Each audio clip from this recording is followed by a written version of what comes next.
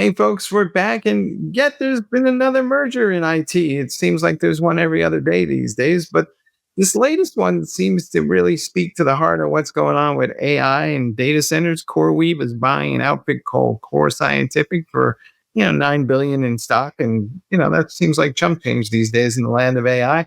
But Kate, you've been dealing with this for a long time, and you've seen these mergers and acquisitions. Are we at some level of scale now that seems a little bit on the mind-boggling side? Definitely. I think overall, if we look at what is happening from a from one perspective, it's the idea that you're looking at core infrastructure, right? Um, this acquisition will be will help, I think, overall on operational control and will be very important going forward. Um, Reducing the dependency on third party co-location, improving financing, flexibility, all that all becomes really important. And we saw it, right? Then you started doing this with cloud, now with this. Yes. Dan, you've been an analyst for a long time. What's your take on this deal? And are we at some sort of level of frenzy for M&A, or what's your feel here? So I think this deal makes a lot of sense, right? I mean, CoreWeave is really, grown the way they have by making GPUs really accessible and really easy to use for developers, right? Like the software layer they've put on top of the kind of core GPU access that they provide, through their NVIDIA partnership. That's really where they've kind of differentiated and really become kind of the neo cloud of choice in the market. Core Scientific brings kind of the raw data center infrastructure piece, right? The power, kind of the site, site facility management, all of that. I think this is just a classic vertical integration play. Makes a ton of sense to me in terms of the synergy of the two businesses.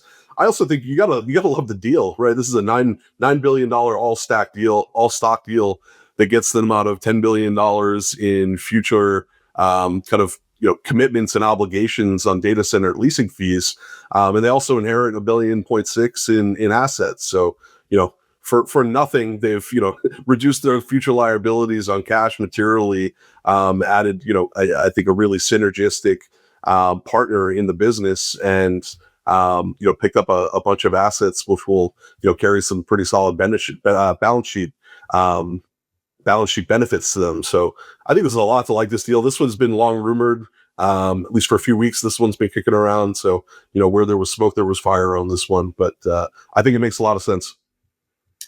I think, Chris, we've talked on this show many times about the fact that we're building out more data center capacity and AI is driving that. But the flip side of that conversation is we don't have enough capacity right now, which is kind of putting everything in a premium. So are we going to see this wave of consolidation? Because the math would suggest that supply and demand is going to create an imbalance in the force, as they say.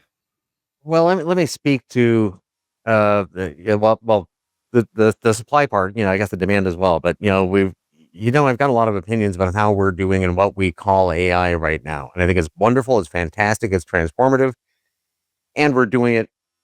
Let me just to keep it simple, all wrong, all of it, right? And the fact that we're on a DHS call yesterday, interesting conversation about this, and one of the points I was trying to make there is we're trying to take this complex semantic engines and get them to do math, right? To be clear, AI doesn't have any idea what 42 is. It's the integer above 41 and below 43, but it doesn't have there's no binary, there's no hexadecimal. We're walking over to someone and saying, hey, could you open up a file and find the seventh field and tell me whether or not the value is 42? Where a piece of code, basic, literally basic Fortran code, whatever, would do that with 0.0000.1% of the effort. And we're doing that because it just works. But it's such an incredibly brute force approach that we literally have national global grid issues and energy supply issues because we're just trying in the last 36 months. This is not long-term planning. This is a phenomenon that has rushed forward, And we want these monolithic individual models, each of them using enough power to run a small town for a year to make us a picture of a cat. And you know how enthusiastic I am about the technology, but I think the next step is, for all of I have biases in this, obviously, but distributed civic AI sort of approaches rather than isolated monolithic massive models. So I agree with you, Dan. I think logistically and corporate and financially, it makes sense. It is yet another, national, nationalist isolationist approach, which I don't think is wonderful. But more than that, it's an example of, of the, build a battleship and sail it up a creek type of approach that we have with AI. I love your examples, Chris. I mean, they're really, they're right on. While we see this problem and how we attack the problem is very interesting. So we went and, this was definitely a major issue. And how do we do this, basically this consolidation? And I love the analogy. It's exactly what's happening. We build the battleship, and We've just in recent days started now analyzing this because as a company, we're taking a different approach. And I'm willing to find out that we're wrong in this one, but I generally think that we can reduce electricity usage and get better benefits out of what we're calling AI. Reduce power usage by 90 to 99%. Totally agree, Chris. I mean, ultimately, a different architecture is needed, right? So to that point, how hard will it be to make that shift? Because historically, Kate, let's start with you on this. You do software, but we start out with, let's just build something and hope it works. And then we consume all the resources, and then we spend a lot of time figuring out how to optimize it for the next several years. And I feel that's kind of where we are with AI. And maybe the hardware folks are overestimating how much data center capacity we're going to need. Absolutely. We are, building the plane while it's flying, right? That analogy that we've used forever. And I agree that that's what's, happening here as well. I think once we get, I don't feel that we strategize well, and we are still we are so reactive. It is concerning how reactive we are. I think if we were just to sit back for a moment and to really think about how we want to move forward, but we rush to build everything. And then I think we're going to have a bunch of these, huge data centers that aren't in use, quite frankly. I think if anything, AI will actually, if, again, what do we call AI and what are, machine learning and everything. But I really think that there's so much potential there that it could actually minimize this footprint that we're building furiously. See, I'm more bullish there. I mean, I come back to the DeepSeek moment and that, that phrase Jevons paradox that we all came to know through that, which was basically, as the cost of AI comes down, we're going to have more AI. I mean, think about all the use cases for AI where the cost of training, the cost of inference today just doesn't justify the value. If we can bring the cost curve down, the number of use cases continues to explode. So I tend to be pretty bullish on it, but I do think we are getting these architectural changes, right? I mean, look at the big innovation in NVIDIA's latest generation of Blackwell, right? It's the move to rack scale computing, which that's a nice term we use around AI. I think historically we would have called that system level design, right? We've moved from making a chip and outsourcing everything downstream of that to really starting to build this, into a system level thinking exercise around all the componentry that needs to come together to make this scale.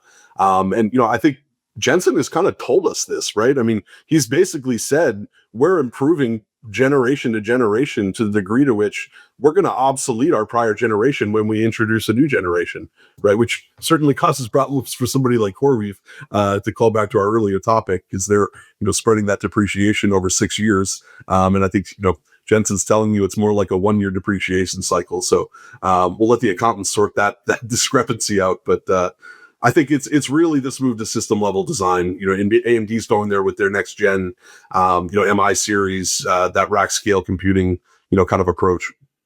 Now, let me be really clear on this. In the last 90 days on this show, I've converted. I have got religion. I not only believe in all this technology. There's absolutely no going back. We're accelerating the future. However, right, and this is a perfect form to do it, because this is an artifact of words. We are talking to each other. We're sharing semantic structures. We're building in our heads, saying it out loud, saying to each other. People at home are watching it, and we're talking about artificial intelligence, which is, to be clear, the worst acronym in all of technology ever. Right? It's been used and applied to literally everything from cogs and springs to anything. And what we're specifically talking about here is semantic systems built on words and meanings. That's what we're calling AI. And it's not artificial. It is literally semantic systems. And is it intelligence? Frankly, I kind of think so. Certainly more than most. Even the standard model chat GPT sort of thing is a convincingly conversational artifact.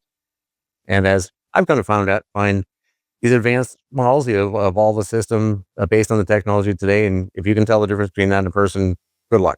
And we're just starting. But we built it all in silos, and it doesn't make any sense. We put them in cages because everything we think about in sci-fi with artificial intelligence means that we had to build it in a cage in case it goes nuts.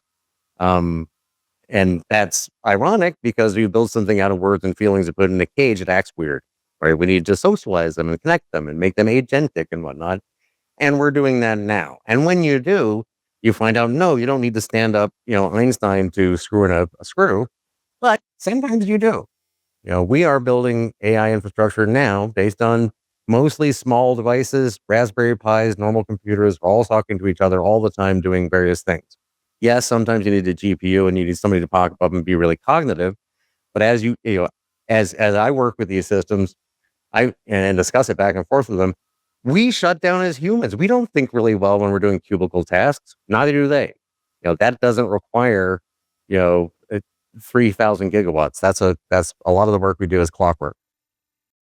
Dan, here's the part I don't get. So GPUs existed long before AI existed, and then we got lucky, right? When somebody discovered that GPUs are great at parallel processing and we can do jobs for AI. But there's still a lot of overhead in those GPUs that has nothing to do with AI. And we've seen the rise of these other AI accelerators from various folks. And I would argue that NVIDIA is probably going to have to create an AI accelerator to obsolete its GPUs, and all those AI accelerators will be more efficient than the GPUs for AI workloads. And then maybe we won't need as much data center capacity, et cetera. So it's not just a software issue. I think it's a processor hardware conversation as well. Or am I crazy? No, listen, I think it's both, Mike. I mean, if you look at kind of what we forecast at Futurum, visit our Futurum intelligence platform, take a look at our XPU forecast. Listen, this market is growing at an incredible rate. Not only is there room for a ton of GPUs, and I think we'll still see really dominance from the GPU on the training side of things, but these specialized AI accelerators from the likes of Broadcom and Marvell and the hyperscaler partners that they're working with, number of other companies out there that are innovating in this space. There's room for all of them. I think we'll continue to see more specialization, more vertical integration. But I think GPU ultimately will probably lose share of the market, but it doesn't mean they won't continue to grow at an incredible rate. But I do think some of these alternative architectures and some of these other approaches, particularly on the inference side, they're viable. They're very much viable, and potentially have better total cost of ownership. I mean, look at some of the data coming out of our Signal Labs groups on TCO around some of these solutions from an AMD and others. There's a compelling case there. I think what we've seen in the market leading up to now is this trend towards heterogeneous compute, right? Building a specific tech stack for a specific use case and a specific workload. And I think we'll continue to see more and more specialization, but general purpose GPUs probably still really the dominant force on the trading side for the time being, and for the foreseeable future. All right, folks, we got a long way to go between now and then, but I would just close this segment out by noting Never bet against innovation because you'll lose. We'll be back in a minute.